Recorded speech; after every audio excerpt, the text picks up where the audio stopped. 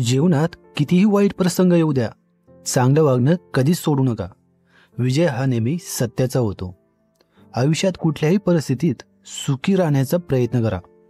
दुःखी राहिल्याने उद्याचे प्रॉब्लेम सुटणार नाहीत, उलट आजचे सुखसुद्धा निघून जाईल. समुद्रात कितीही मोठे वादळ आले तरी समुद्र आपली शांतता कधीही सोडत नाही.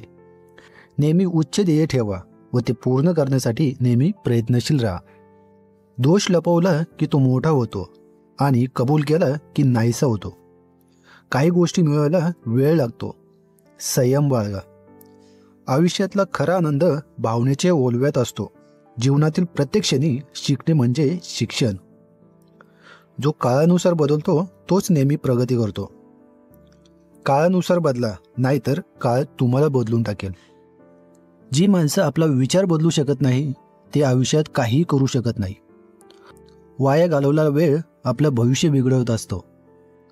वागण्यात खोटेपणा नसला की जगण्यात मोठेपणा मिळवता येतो.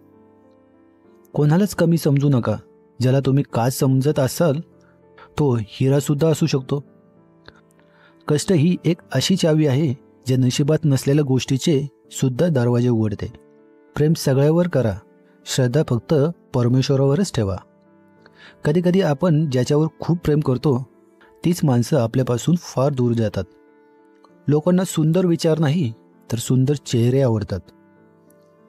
मनाचे दरवाजे नेहमी खुले ठेवा. ज्ञानाचा प्रकाश कुठून कधी येईल सांगता येत नाही.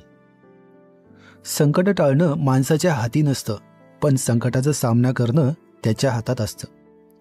भूक आहे तेवढं खाणे ही प्रकृती, भूक आहे त्यापेक्षा जास्त खाणे ही विकृती, आणि वेळ प्रसंगी स्वतः उपाशी राहून दुसऱ्याची भूक भागवणे ही संस्कृती.